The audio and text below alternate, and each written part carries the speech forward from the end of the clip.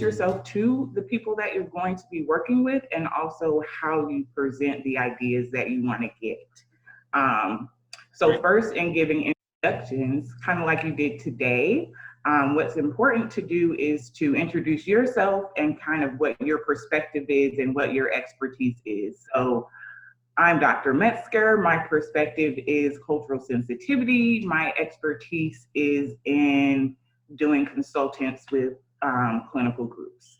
And then the next part of that is to highlight within each person on your team that you're wanting to brainstorm what their either professional identity is or what their contribution will be to the team. So letting them go around and give their chance to say, this is who I am and this is my perspective, and this is what I'm an expert in and what I hope to bring to the team. So that, I think, is a big part of the second point that you made, that wild ideas are welcome. So if you notice that someone says, hey, I'm from a completely different sector of this multidisciplinary team, that is something that you can do as a team member or team leader to say, hey, Trish, what are your ideas about this? I know that you have a unique perspective. So welcoming wild ideas, welcoming different perspectives as well.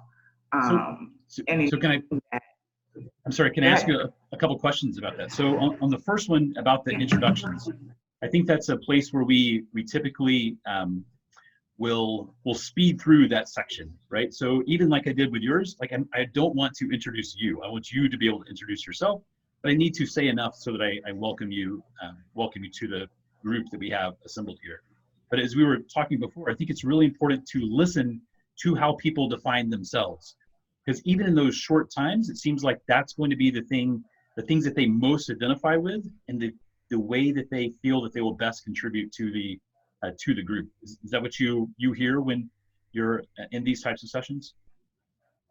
Yes. So as much as you can highlight anything unique about an individual, as much as you can highlight their unique perspective from their introduction. So if they say, I have a dog, and that, is a fun fact about me, anything that you can do to encourage them to participate. If they say, so you mentioned that I'm West African. So that would be a good point to piggyback on, right? So not to say, hey, you're representing every West African, but as a West African, you have a unique perspective. Is there anything that you'd like to contribute in this regard?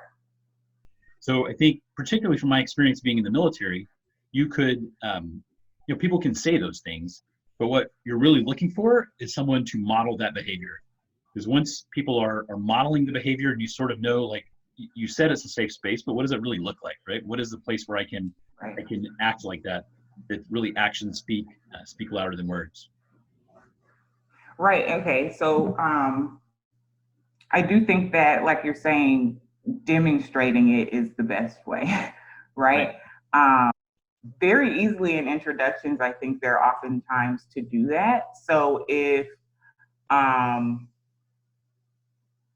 Rebecca's introducing herself and she says, oh, my name is Rebecca and da da da da da da da, I could then, when I'm talking to her, say, oh, I noticed you said XYZ Becca.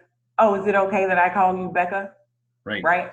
So just doing a check to show that this is a space where I care about how that person is being received. If someone gives an idea and someone says, no, I don't think that's a really good idea, and they shut it down, right? Like you just mentioned, it's the job as the team leader or someone who wants to facilitate trust in a safe space to say, okay, actually, Donna mentioned a pretty good idea earlier that I want to circle back to. I want to go and make sure that we give it enough time and attention, and that we're not overlooking it in this case.